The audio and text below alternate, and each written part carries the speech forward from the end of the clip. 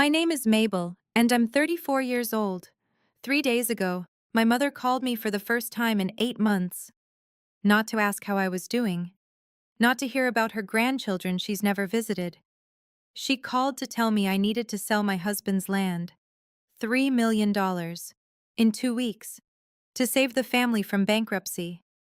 The same family that didn't invite me to Christmas dinner because my husband wouldn't fit in. The same mother who told my sister's children that Aunt Mabel married beneath her.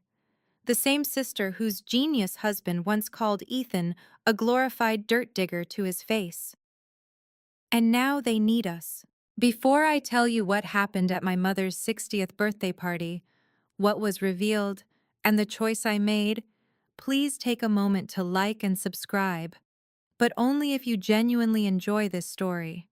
Drop your location and local time in the comments. I'd love to know where you're listening from. Let me take you back to where this really began. 7 years ago, I was the daughter my mother bragged about at every garden party. Columbia graduate, junior analyst at a boutique investment fund in Manhattan. The kind of job that made Victoria Ashford's eyes sparkle when she mentioned it to her friends. "My Mabel," she'd say, swirling her wine glass. "She's going to run Wall Street someday." I believed her. I believed that trajectory was my destiny. Corner office, designer suits, a husband with the right last name and the right portfolio. Then I met Ethan at a farmer's market in upstate New York. I'd driven up for a weekend escape. Burnout was eating me alive, and I needed air that didn't taste like exhaust and ambition. He was standing behind a wooden table covered in organic tomatoes and fresh herbs, wearing a faded flannel shirt and boots caked with mud. He wasn't handsome in the polished way I was used to, but when he talked about soil composition and crop rotation, his eyes lit up with a passion I'd never seen in any boardroom. I came back the next weekend, and the next. When I finally brought him home to meet my family, my mother took one look at his calloused hands and asked the question that would define the next 7 years of our relationship. "So, Ethan," she said, her smile thin as paper, "what's your real job?" He didn't flinch, didn't apologize, just smiled and said, "This is my real job, ma'am. I grow food." The silence that followed was deafening. My sister Clarissa leaned over to her husband Derek and whispered something. They both laughed. I pretended not to notice. But I noticed. And that was only the beginning. Our engagement party was supposed to be a celebration. My mother insisted on hosting it at her house, a sprawling colonial in Connecticut that she'd spent decades decorating to impress people she barely liked. 20 guests, champagne, canapes, the works. Ethan wore his best shirt. I could tell he'd ironed it himself. The collar was slightly uneven, and I loved him more for it. Derek and Clarissa arrived 40 minutes late, pulling up in a brand new Porsche. Derek made sure everyone saw it. "Nice wheels," someone commented. "Just a little reward," Derek said, loud enough for the room. "Made partner at the fund last month." When he shook Ethan's hand, his eyes dropped to my fiancé's shoes, clean but worn, practical. "Nice boots," Derek said. "Do they come with the tractor?" A few people laughed. Ethan just smiled. "They do, actually. It's a package deal." Then came my mother's toast. She stood at the head of the room, champagne flute raised, and I made the mistake of hoping. "To Mabel and Ethan," she began. "My youngest daughter has always been independent, headstrong." She paused. "I just hope, in a few years, she won't regret throwing away everything she worked for this." She gestured vaguely at Ethan, at us, at the life she couldn't understand. I looked at my father. Robert Ashford sat in the corner, staring into his whiskey, saying nothing. But my grandmother, Grandma June, reached over and squeezed my hand under the table. "I like him," she whispered. "He's real." That night, lying in bed, I made a decision. I would leave New York. I would build a life with Ethan. And I would stop waiting for my family to see what I saw. I just didn't know it would take 7 years for them to come crawling back. Vermont welcomed us like an old friend. We bought 200 acres of rolling farmland an hour outside Burlington. The house was a fixer-upper, drafty windows, a kitchen from the 70s, a porch that creaked like it was telling secrets. But it was ours. Ethan threw himself into the work. Dawn to dusk, sometimes later. He built raised beds, installed irrigation systems, negotiated with suppliers. I learned alongside him how to read soil, when to plant, what the weather meant for our crops. Within 3 years, our organic produce was selling at 6 farmers markets across the region. Within 5, we had contracts with 3 high-end restaurants in Burlington. And then came Lily. Our daughter arrived on a snowy February morning, screaming her lungs out like she had opinions already. 2 years later, Noah followed, quieter, watchful, with Ethan's steady eyes. I had never been happier, but there was something I didn't talk about. Something Ethan asked me to keep quiet. His work hadn't stopped at farming. During our first winter, while I thought he was just reading agricultural journals by the fireplace, he was actually finalizing patents, running calculations, taking calls with investors he'd known from another life, a life before the flannel shirts and muddy boots, a life at MIT. Ethan had a PhD in agricultural engineering. His thesis on precision farming technology had caught the attention of venture capitalists years ago, but he'd walked away from academia, from the startup offers, from all of it. Until he didn't. He built his company quietly, no flashy launches, no press releases, just steady growth, real solutions, and clients who valued results over hype. They don't deserve to know, he told me once, meaning my family. And I don't need their respect. I never argued, but I always wondered, what would happen if they found out? The call came at 11 p.m. on a Tuesday. I was half asleep, one hand on Noah's back as he finally drifted off after a nightmare. My phone buzzed on the nightstand, and I saw my sister's name, a name that hadn't appeared on my screen in 8 months. Clarissa? She was crying. Not the delicate, performative tears I remembered from our childhood when she wanted something from Dad. These were ugly sobs, ragged and desperate. Mabel, I need your help, her voice cracked. We're in trouble. Real trouble. I stepped out into the hallway, closing Noah's door softly behind me. What kind of trouble? Derek. Derek made some bad investments. He lost everything. The house, the cars, our savings. It's all gone. I leaned against the wall, processing. How much? 3 million. We need $3 million in 2 weeks, or Mom loses her house too. She put up the Connecticut property as collateral for Derek's trades. My stomach dropped. She did what? She believed in him. Clarissa's voice turned defensive, then crumbled again. We all did. And now you want me to, what, sell our land? It's just dirt, Mabel. You have hundreds of acres. Just sell a piece of it. Help us. I heard Ethan's footsteps behind me. He'd woken up, watching from our bedroom doorway with quiet concern. I need time to think, I said. Time? We don't have time. Clarissa's desperation curdled into something uglier. You owe us. We're family. Family, I repeated. The word tasted strange in my mouth. I'll call you tomorrow. Call. I hung up before she could respond, but as I stood there in the dark hallway, her voice echoed in my head, specifically, one fragment that didn't make sense. Derek said your husband's company was supposed to fail. It was supposed to... Supposed to fail? What did that mean? I couldn't sleep that night. After Ethan went back to bed, I sat at the kitchen table with my laptop, the blue light harsh against the darkness. I typed Derek's name into Google, adding hedge fund and investment. The results loaded slowly. Then I saw it. Mitchell Capital Partner, Derek Mitchell, terminated following internal review. The article was 6 months old. It described Derek's departure from the fund as mutual, the corporate euphemism for getting pushed out. No details on why, but reading between the lines wasn't hard. Something had gone wrong, badly wrong. I kept digging. A financial forum mentioned his name in a thread about aggressive short positions. Someone had posted, "Anyone else see Mitchell's bet against that agri-tech startup? Dude went all in. Absolute madman." Agri-tech.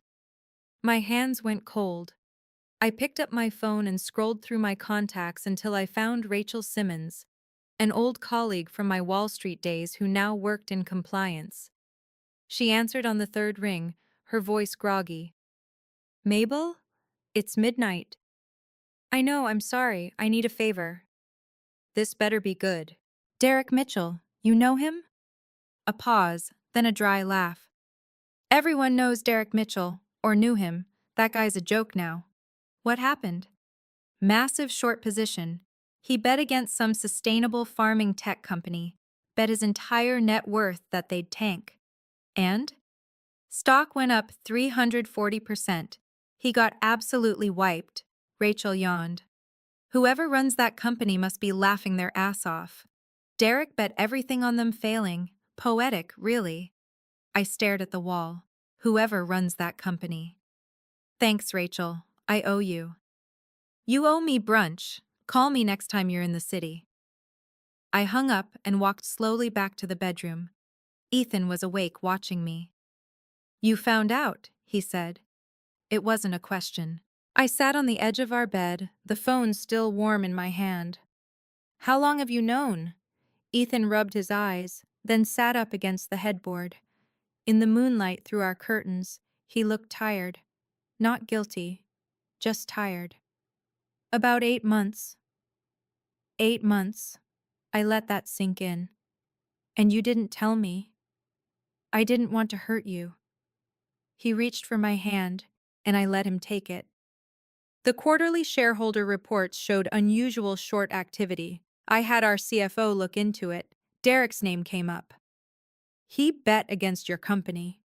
"Our company," Ethan corrected softly. "And yes, he did."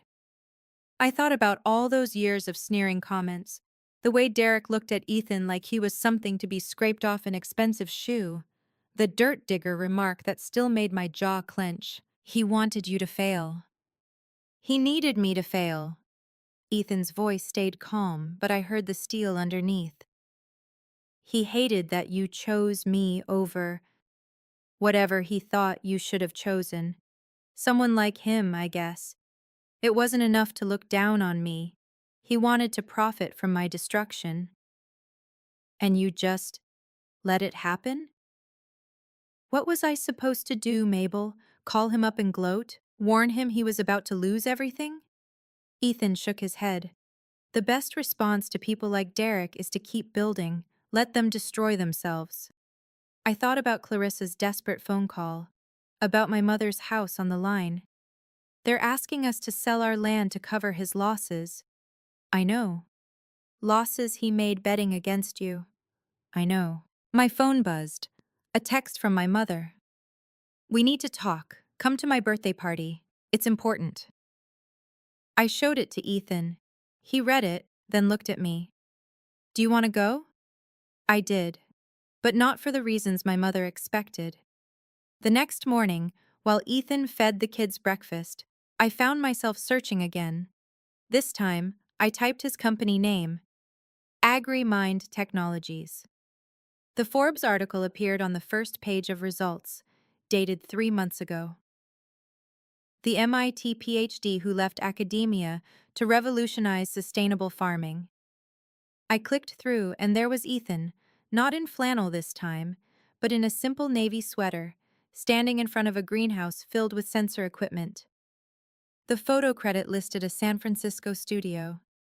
He'd flown out for this and never mentioned it. The article detailed his journey.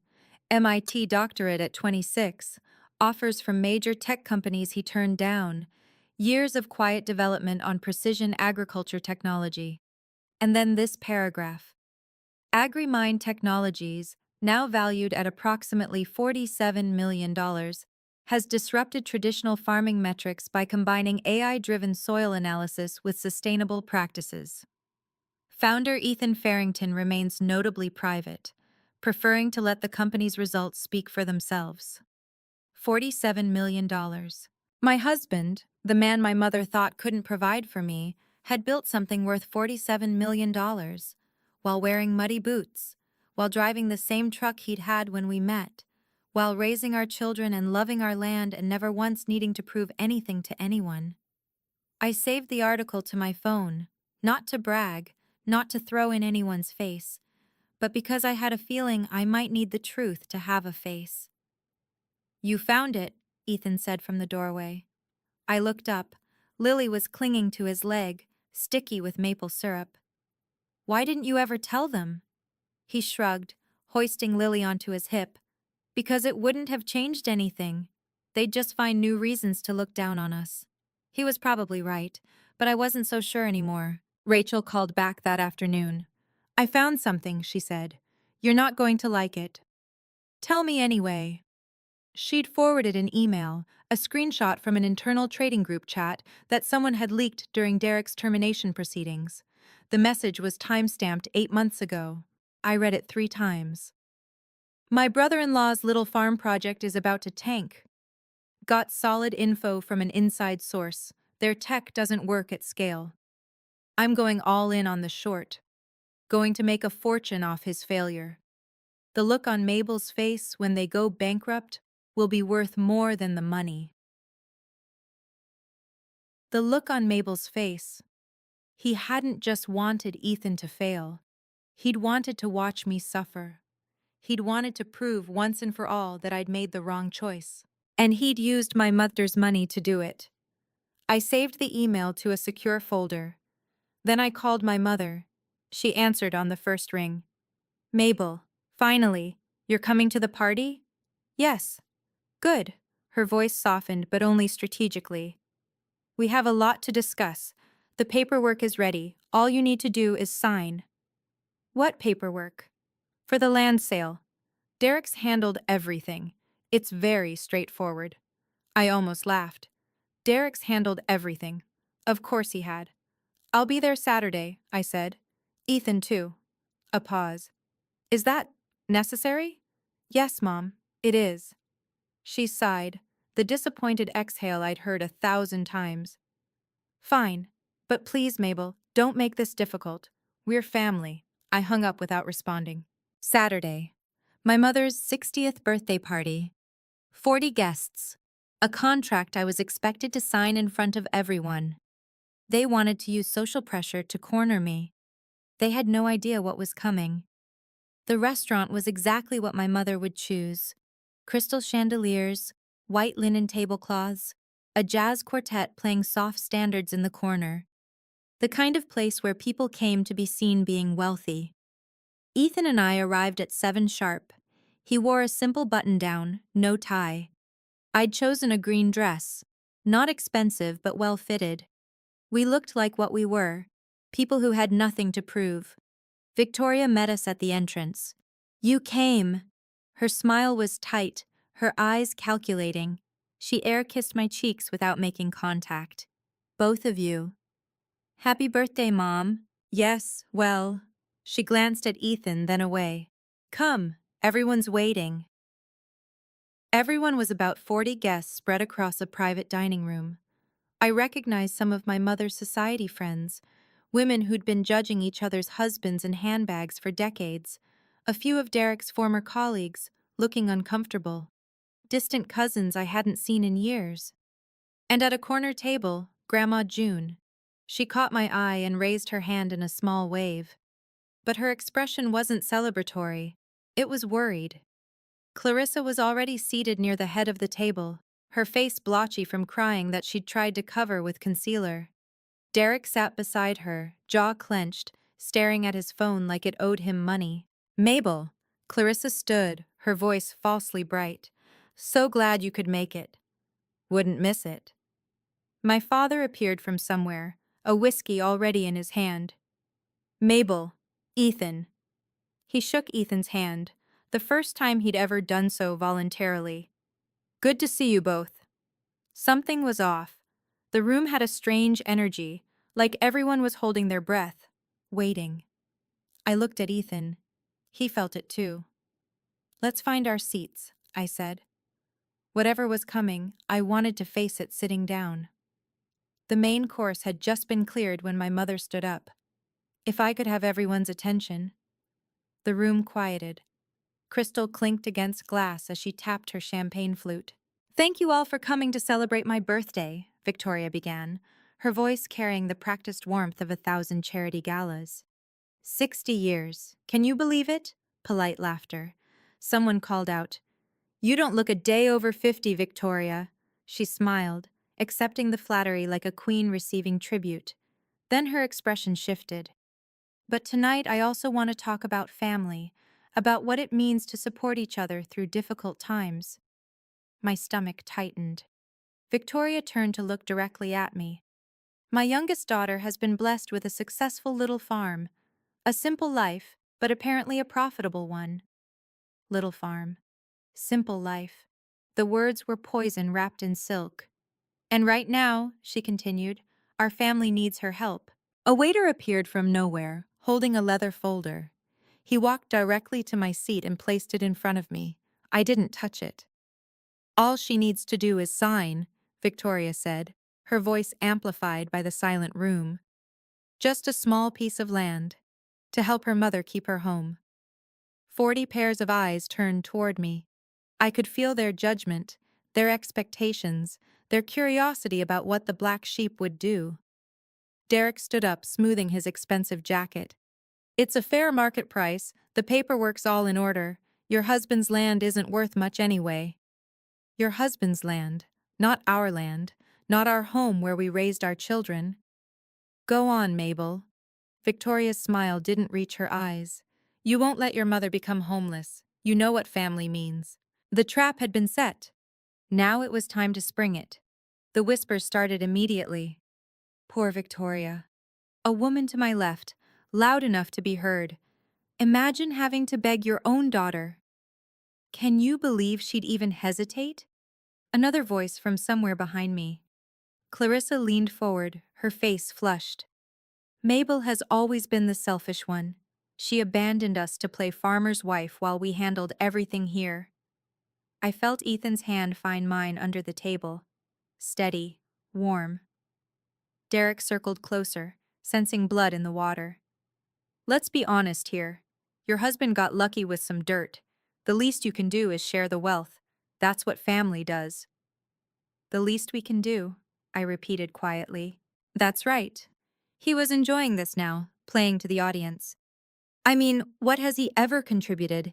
He plants vegetables. My grandmother could do that. A few uncomfortable laughs. My father sat frozen in his chair, staring at the tablecloth like he wished he could disappear into it. He'd always been good at that, vanishing when Victoria needed someone to stand up to. Victoria pressed her advantage. So, Mabel, will you sign? She gestured at the leather folder. Or will you prove to everyone here that you never really cared about this family? The room held its breath. 40 people waiting for me to fold, to be the good daughter, to sacrifice what Ethan and I had built so they could maintain their illusions a little longer. 5 seconds of silence, stretched into 10. Then I stood up, but I didn't reach for the pen. Before I answer, I said, my voice calm and clear, I have a question for Derek. His smile faltered, just slightly. What kind of question? A simple one. I looked directly at him. Can you explain to everyone here exactly how you lost all your money? Hey, quick pause here. I know this is getting intense. Before I tell you what I said next, I want to know. What would you do in my shoes? Would you sign to keep the peace? Or would you stand your ground? Drop your answer in the comments. Type sign or stand. I'm curious what you'd choose. And if you're still with me, hit that subscribe button. Now back to that restaurant. Derek's face went rigid. That's not really relevant to... Not really. It's completely relevant. I kept my voice level. No anger, No trembling, just facts. You're asking me to give away $3 million. I think everyone here deserves to know where the original money went. Victoria stepped forward. Mabel, this isn't the time. When is the time, Mom? I turned to her. When I've already signed? When it's too late to ask questions? Murmurs rippled through the crowd. I saw Grandma June lean forward in her seat, her eyes sharp. Derek, I continued, facing him again, you were fired from your hedge fund 6 months ago, weren't you? His jaw tightened. I left voluntarily. That's not what the financial press says. Internal review, termination. I let the words hang. But that's not the worst part, is it? Clarissa's hand flew to her throat. Mabel, stop. You didn't just lose your job. You took Mom's retirement savings, the money she'd set aside for decades, and you invested it yourself, didn't you? Victoria's champagne flute trembled in her hand. He was trying to help. Was he? Or was he gambling with your future? The room had gone completely silent now. Even the jazz quartet had stopped playing, sensing the shift in atmosphere. Derek took a step toward me, his voice dropping to something dangerous. You don't know what you're talking about. Actually, I do. I pulled out my phone. I've spent the last 3 days learning exactly what happened to your fortune, Derek, and it's quite a story. He went pale. Would you like to tell them, or should I? Clarissa started crying. Victoria gripped the back of her chair, but Derek said nothing. So I continued. I opened the email on my phone. Derek made what traders call a short position, I explained, keeping my voice steady for the audience. That means he bet against a company, bet that its stock would crash. If it did, he'd make millions. This is ridiculous, Derek spat. You don't understand finance. I worked on Wall Street for 4 years, I reminded him. I understand it fine. I held up my phone and read aloud. My brother-in-law's little farm project is about to tank. Got solid info from an inside source. Their tech doesn't work at scale. I'm going all in on the short. Going to make a fortune off his failure. Gasps scattered through the room. The look on Mabel's face when they go bankrupt will be worth more than the money. Dead silence. I lowered the phone. Derek didn't just make a bad investment. He specifically targeted my husband's company. He bet everything, including Mom's retirement, on Ethan failing. Victoria's face had gone chalk white. Derek, is this true? He couldn't meet her eyes. I had good information. It should have worked. He wanted us to fail, I said. He wanted to profit from destroying us, not because it was smart business, because he hated that I chose Ethan over someone like him. Clarissa's sobs grew louder. Several guests were already gathering their things, looking for exits. And the company? Derek's voice cracked. What happened? What? It didn't fail, Derek. I almost felt sorry for him. Almost. It grew 340% in the past year. His legs seemed to buckle slightly. You lost everything betting against a company worth $47 million. Now the murmurs became something else. Shock. Confusion. 47 million? Someone whispered. The farmer's company? It was time. An older man near the front, one of Derek's former colleagues, raised his hand like we were in a boardroom. Wait, what company are we talking about here? I opened the Forbes article on my phone and handed it to the woman nearest me. Pass this around. The phone moved from hand to hand. I watched faces change as they read. Confusion giving way to disbelief, giving way to something like awe. The MIT PhD who left academia to revolutionize sustainable farming, someone read aloud. AgriMind Technologies, valued at $47 million.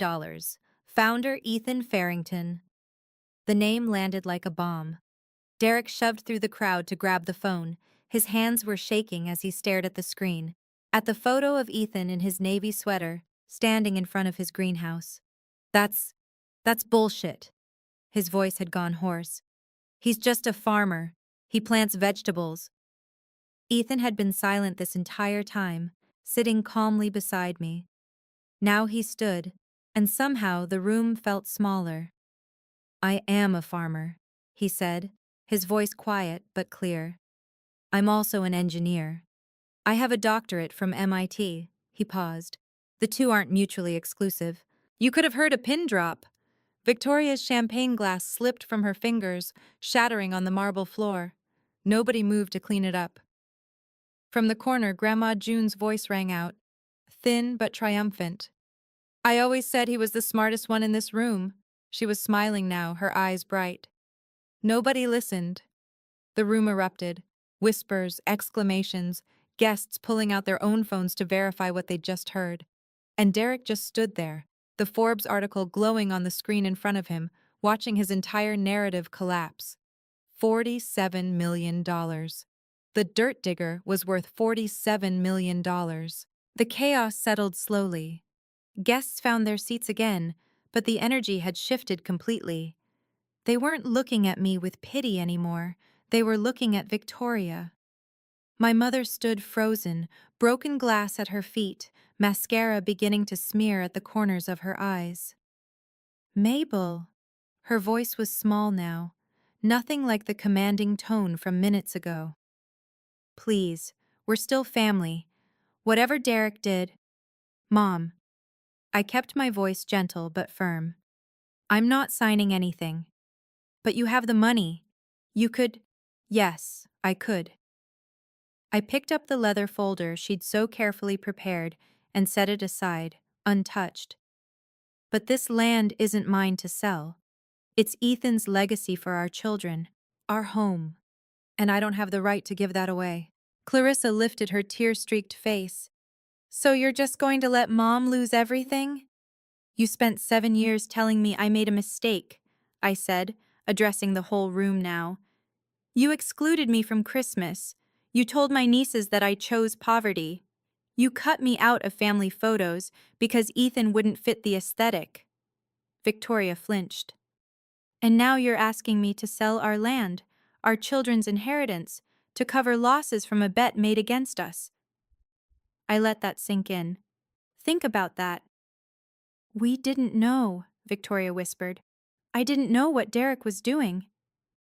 "Maybe not the details, but you gave him your retirement money without asking questions, because you believed in him, in the image he projected." I paused. "You never believed in us." The words landed hard. I saw my mother sway slightly. "Having money doesn't mean I owe it to people who spent 7 years hoping I'd fail." Nobody spoke. The leather folder sat on the table between us, unsigned. Ethan placed his hand on my shoulder and stood. The room went still again. "Mrs. Ashford." His voice carried effortlessly, calm and measured. "I never needed your approval. I stopped expecting it a long time ago." Victoria couldn't meet his eyes. "But I also never wished you harm. Mabel loves you, even when you've made it difficult." He let that settle. "So I want to make something clear." He took a step forward. "I won't sell our land. That's not negotiable. But I'm willing to help you keep your house." Victoria's head snapped up. "What?" "A personal loan. Enough to cover the immediate mortgage payments and give you time to sort out the rest." He paused. "Not 3 million, but enough." Hope flickered across Victoria's face, desperate, grasping hope. "But there are conditions." Derek, who had been skulking near the wall, stiffened. 1. Derek repays every cent with interest over 5 years. Documented, legally binding. Ethan's gaze shifted to my brother-in-law. 2. He gets professional help for the gambling problem. Verified attendance. 3. You never ask us for money again, ever. "I'm not taking charity from him," Derek snarled. Ethan didn't blink. "Then don't. But that's the only offer you'll get from us." Clarissa grabbed Derek's arm. "Derek, please. This is humiliating." Derek shook her off.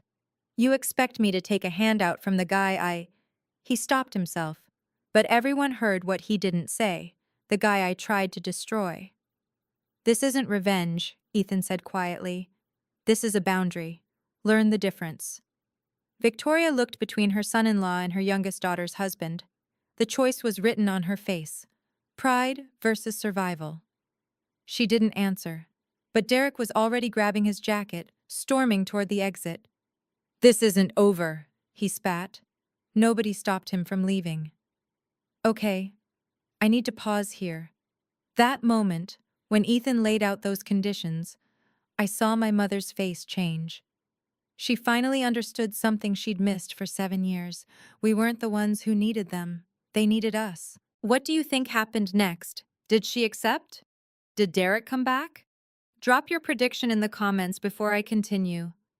And if you're enjoying this, share it with someone who needs to hear this story. The restaurant door slammed behind Derek. For a moment, nobody moved. Then Clarissa let out a broken sob and ran after him, her heels clicking against the marble floor. The spell shattered. Guests began reaching for their coats, making excuses. Lovely party, Victoria. We should do this again sometime. So sorry about everything. They couldn't get out fast enough. Within 10 minutes, the room that had held 40 people was nearly empty. Just the family remained. My mother, my father, Grandma June, Ethan, and me, and broken glass still glittering on the floor. Victoria lowered herself into a chair. She looked older suddenly, the careful facade cracked beyond repair. Her 60th birthday party had become the night her entire social image collapsed. My father moved first. I'm sorry, Mabel. I turned to him. Robert Ashford had his hands in his pockets, shoulders hunched like a man finally facing something he'd spent decades avoiding. I should have said something, years ago, when your mother first... He struggled for words. I was a coward. I let her run everything. I let her push you away. And I'm sorry. The apology hung in the air. It's a little late, Dad. I know. His voice cracked. But I'm saying it anyway. For what it's worth. Something in my chest loosened. Not forgiveness, not yet. But something adjacent to it. Grandma June rose from her corner table and walked over to embrace me. Her arms were thin, but surprisingly strong. I'm proud of you, she whispered against my hair. Your grandfather would be too. I held her tight. Behind us, Victoria remained in her chair, staring at the unsigned contract on the table. She hadn't said a word since Derek left. I wondered if she ever would. A week later, the updates started trickling in. Clarissa called first, not to apologize, but to tell me she and Derek were separating. She'd discovered credit card statements he'd hidden, debts she'd never known existed. I don't know who I married, she said, her voice hollow. I thought I knew. I didn't say I told you so. There was no satisfaction in it. Victoria sold the Connecticut house, not because she had to, Ethan's loan offer still stood, conditions and all, but because she couldn't face the neighbors. Word had spread. By the morning after the party, her phone had stopped ringing. She moved to a smaller condo in Hartford. Clean, practical, nothing like the showpiece she'd spent 40 years curating. She didn't call me. No apology, no acknowledgement of what had happened. But no accusations either. Just silence. My father, though, Robert surprised me. He called every Sunday. Short conversations at first, awkward and halting. How are the kids? How's the farm? Weather treating you well? But he kept calling, week after week. For the first time in 7 years, my father was trying. Grandma June did more than try. She bought a train ticket and showed up on our porch 2 weeks after the party, a suitcase in one hand and a tin of homemade cookies in the other. I'm staying a month, she announced. I want to know my great-grandchildren properly. Lily and Noah adored her. She taught them to play cards, told them stories about the farm their great-great-grandfather had owned, let them help her bake.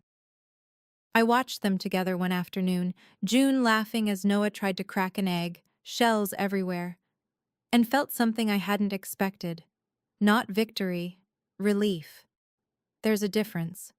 A small one, but important. I was sitting on the porch when it finally hit me. Late September. The leaves were just starting to turn, and Ethan was out in the field with the kids, teaching Lily how to check soil moisture. Their laughter carried across the farm like music. 7 years ago, I'd been terrified. Not of leaving my job, not of starting over, but of losing my family. I'd spent so many nights lying awake, wondering if they were right. If I was throwing everything away for a man they'd never respect. I'd been waiting for them to see me. To really see me. Not the Columbia graduate, not the Wall Street analyst, not the daughter they wanted me to be. Just me. Mabel. With dirt under my fingernails, and a man who grew tomatoes and happiness in equal measure. But I'd been waiting for people who were looking in the wrong direction. You okay? Ethan had appeared on the porch steps, Noah on his shoulders, Lily trailing behind with a fistful of wildflowers. Yeah, I smiled. Better than okay, actually. He sat beside me, settling Noah between us. Lily climbed onto my lap, presenting her flowers like treasure. For you, Mama. They're beautiful, baby. Ethan caught my eye. You're thinking about them. A little. And? I watched the sunset paint the fields gold. I think I'm done waiting. He nodded. He understood. Boundaries aren't punishment. They're protection. For yourself. For the people who matter. For the life you've built. I couldn't make my mother love me the way I needed to be loved. Couldn't force Clarissa to see past her own insecurity.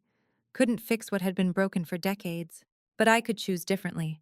I had Ethan, Lily, Noah, Grandma June, and a father who was finally trying. That was enough. That was more than enough. A month later, Grandma June came down for Lily's 6th birthday. We held it on the farm. Nothing fancy. Just a picnic table covered in wildflowers, a homemade cake with lopsided frosting, and enough laughter to fill a cathedral. After the candles were blown out and the kids had run off to chase fireflies, June sat beside me on the porch swing. I have something for you, she said. From her pocket, she pulled a small velvet box. Inside was a ring, antique gold with a tiny sapphire. Simple, beautiful. This was my mother's, June explained. And her mother's before that. I was saving it for the right moment. Grandma, not for you. She smiled. For Lily. When she's old enough. I want her to have something from the women who came before. I took the box carefully, feeling the weight of generations. Your mother might never understand, June said softly. She's too caught up in what things look like to see what they are. But I understand. And I'm glad, so glad, that you chose happiness over approval. I leaned into her, this tiny, fierce woman who'd been my anchor when everyone else drifted away. Thank you, Grandma, for everything. Just keep being yourself, sweetheart. She patted my hand. The ones who matter will find their way to you. The rest? Let them go. We sat in comfortable silence, watching the fireflies dance across the darkening fields. My mother hadn't called. Clarissa was still sorting through the wreckage of her marriage. But my father had sent Lily a birthday card with a check inside and a note that said, I'm sorry I missed so many. I won't miss more. It wasn't a perfect ending, but it was real. And real, I'd learned, was more valuable than perfect could ever be. Thank you for staying with me until the end. This story took a lot to share, but your comments and support make it worth it. If any part of this resonated with you, if you've ever had to choose between keeping the peace and keeping your self-respect, I'd love to hear about it. Drop your story in the comments. For more stories like this, check the video in the description. Until next time, take care of yourself. And remember,